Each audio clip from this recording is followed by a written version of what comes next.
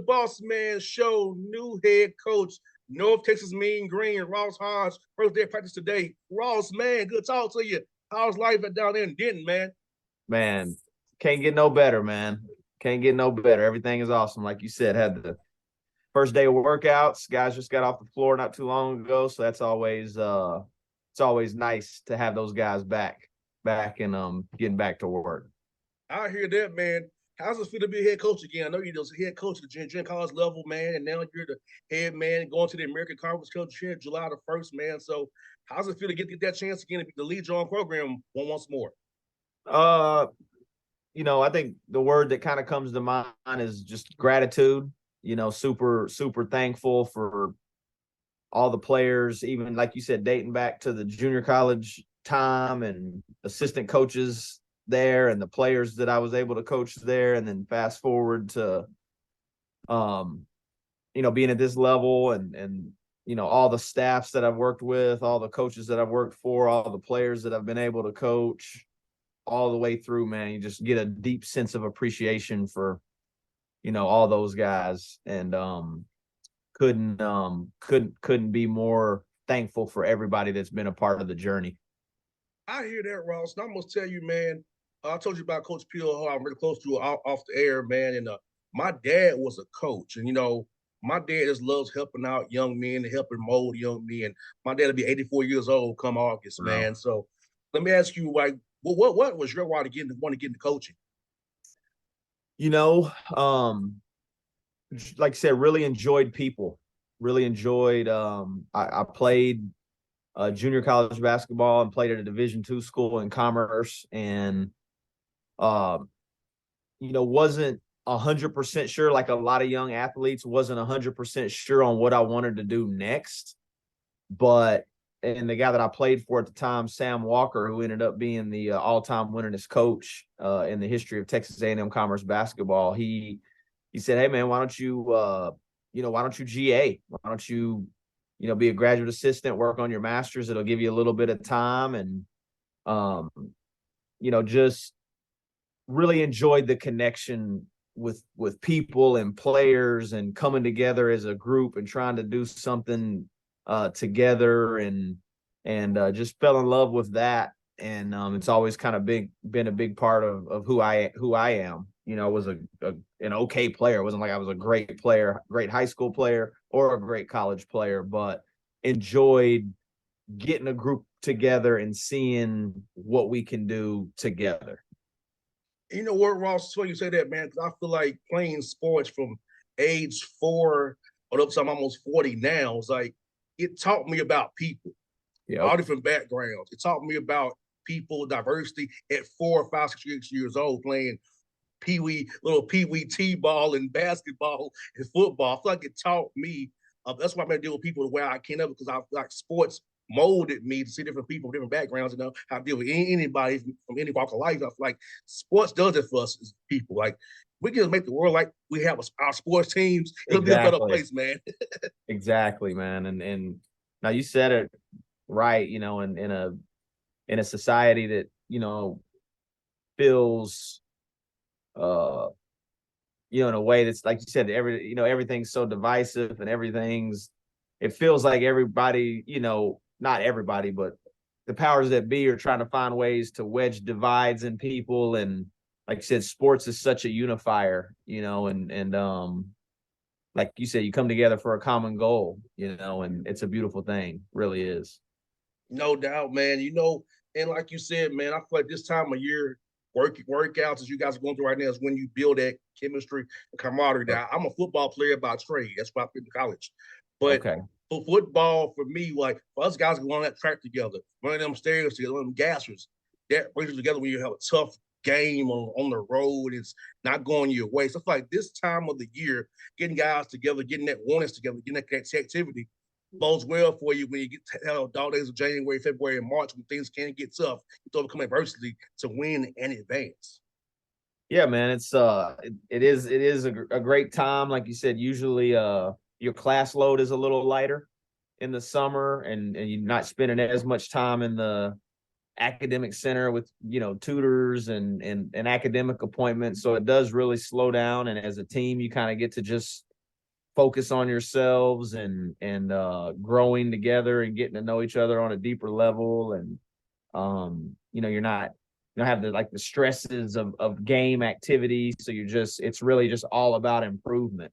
And you know, you get to that is something that we try to make sure we're really doing, is spending time away from the court during the summer and just giving all these guys to get a chance to know each other's stories, man. And you get to, you know, view people in a different light when you really understand them. And maybe you have similar challenges, maybe you had different challenges, but, you know, we all have challenges in life. And, you know, getting those guys to connect on a human being level is really important. 100%. I feel like that's the most important thing about it, that human connectivity right there. And I was gonna ask you, Ross, for your program, what would be the key pillars for your program going forward, where guys know they're going to become a North Texas Mean Green? This is what we expect you to be, what our program is about. Yeah, you know, our core principles, you know, haven't really changed, man. You know, we're a believe, you know, program. You know, you have to believe that we can do things that no one else outside of the room thought that we could do at North Texas. And even we've got to believe that, you know, like you said, going into a new league, and we have to believe that we can compete for national championships and win national championships. And then you know, one of our other big core components is serve. You know, it's believe, serve, and compete. And, you know, like we were talking earlier, you mentioned in a world right now that kind of is just everything's about what can you get and how much can I get, and I should be getting this, and entitlement and social media, and everybody's telling you like what you deserve and what you should be getting. You know, we spend a lot of time talking about what should you be giving, you know, and to ultimately get the things that we all want to get, you have to be willing to give, whether it's of your time, and you got to be willing to make sacrifices. You got to be in service to others, you know, inside the program and outside the program. And then the last one is compete, you know, so it's believe, serve, and compete. And, you know, that one's probably the most self-explanatory of them all. You know, you got to be ready to compete on a daily basis, compete in the classroom, compete on the court, and make sure you're doing it at the best of your availability every day. 100%, Ross. I can believe you right there. I'll tell you what, man, that's one that really is my whole career. Believe, compete, and serve, because I own this show outright. 14 years from the grassroots ground up, man. Nobody helped me make myself, brother. I had to do it myself. When I asked for some meet of people, I got stewed off for rain checks. So nobody made me. I had to make myself, man. So yeah, no, it's a beautiful thing about it, man. I'm sure you ran into some people along the way that maybe even tried to, you know, deter you from even doing it. Like, hey, man, yes, I don't know if you can do that, or, you know, are you sure you think you can do that? And it is such a, you know, we talk about it like the people in that room, you know, in that locker room, they have to believe at an elite level, because there will be people outside of it. It could be family, friends, you know, whoever, former teammates, that in their mind, they don't think you should be doing this at North Texas, but you have to believe you can do it at North Texas. No doubt. I'm asking Ross, with going to the American Conference, how to change the guys so you can recruit now, and also the more resources you're going to have going forward now to go out and recruit, maybe use NIL money with collectives and all that kind of good stuff. How has that been, knowing that, hey, with the American Conference opening some opportunities for you guys and for your whole program going forward now with the exposure? Yeah, no, it's exciting times, man. Definitely. With the move to the American, we had our conference meetings last week, and you know, one of the ESPN executives in our coaches meeting said that it was the second most watched league in the country, only behind the Big 12. And so you got, you know, just incredible opportunities on national TV, incredible coaches, incredible programs, the ones that we're adding. If you look at what FAU did, you know, UAB, obviously we're very familiar with those programs. Charlotte won the CBI, us winning the NIT, you know, and then you have, you know, Memphis and Wichita State, Tulsa, Temple, Tulane. Coach Hunter's done a tremendous job down there. So the opportunities on a nightly basis to get quality wins and put yourself in position to be a multi-bid league is definitely something that, you know, student athletes and recruits and parents and our own players and I mean, it's a lot of excitement around that move for sure. And you've been in North Texas, man. You have a lot to recruit from, and a lot to offer Dallas as well. So talk about when a recruiting pitch comes from you guys, knowing that that's pretty much Dallas, Texas, and the guys going to play the American. I'm pretty sure those calls are easier now.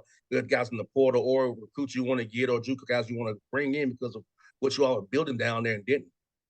Yeah, you know, it's a great location. You know, every year we've just continued to increase our enrollment. You know, our numbers are student enrollment's getting better. It's another record freshman class.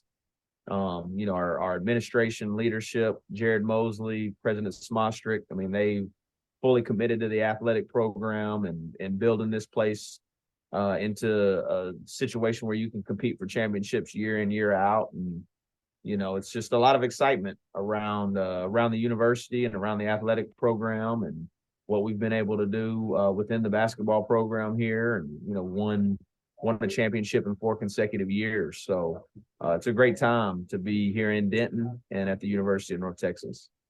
And Ross, for you guys, man, how has it changed scheduling wise going to the American? I know sometimes come from USA it was harder to get games because you were so good. So now how has that dynamic changed since you're in the American Conference now? How was that dynamic change for you guys for scheduling non-con games? Well, hopefully it makes it easier. You know, you definitely, when you get into your metrics and you're looking at things that people take into account when they're scheduling games, you know, everybody wants, you know, quad 1 and quad 2 games, and you know, feel like we should be able to do that, man. We've been what people would view a quad 1 game for the last couple of years, and as your profile grows and you have a heightened awareness of you're the university and the league you're in, I certainly hope it opens up some challenging situations to schedule, you know. And you know, we're in the Charleston Classic this year, which is an ESPN tournament, you know, with I think it's St. John's and Utah, Towson, Dayton, Wake Forest, LSU, and Houston. So that's a great opportunity for us, and a challenging one at that. Yeah, it sounds like a daunting task already. Man, those are some names right there in the conference, man. Now, are you coming down to Lake Point for the Under Armour event, or are you not? Are you just doing the Peach Jam? We'll try to hit it all, man. We'll try to hit it all. So, I'll try to be at both places, and looking forward to that for sure. Now, I'm gonna ask you about Atlanta. Your career, man. What's been your favorite thing to do in Atlanta when you come here? Favorite place to eat when you come to town, man? Now, I don't remember the name of it, but there was a little diner in Buckhead. It was kind of like a, you know, it was built like you know, looked like a 60s, 70s diner. And we went there every night when the Final Four was in Atlanta a few years ago. And man, just great food. I can't remember the name of it, but that was kind of our spot during the Final Four. It was really good, man. Yeah, that was the 2012 year when Michigan was in the Final Four. Yep. And see, COVID killed our Final Four, remember? Oh, yeah, y'all were supposed to have it in 20. Yes. COVID killed the 2020 Final Four, man. That was going to be here, man. So, because I remember 2012, I was getting coach interviews all over the place, man. I was getting guys, hey, what's up? How you doing? Do some real fast. I even got Coach Cal then. You know, he wasn't too good. That's awesome. Yeah, man. So, yeah, man. But it's all good, Ross. Look here, man. We'll get your number offline, man. We got to do this again real soon, man. I'll try to catch you either in Charlotte, Memphis, or Birmingham, which is close to the house, man. Or if I also do Hawk stuff, so we play the Mavericks to see. Okay. You know, I might see if y'all in town. I'll try to come see you up on campus as well, man. Yeah, we'd love to connect with you, man. Appreciate all you do and appreciate all your hard work, man, for giving us a platform, and definitely appreciative for it, man. Anytime, boss. Thanks so much, buddy. All right, man. Thank you. All right.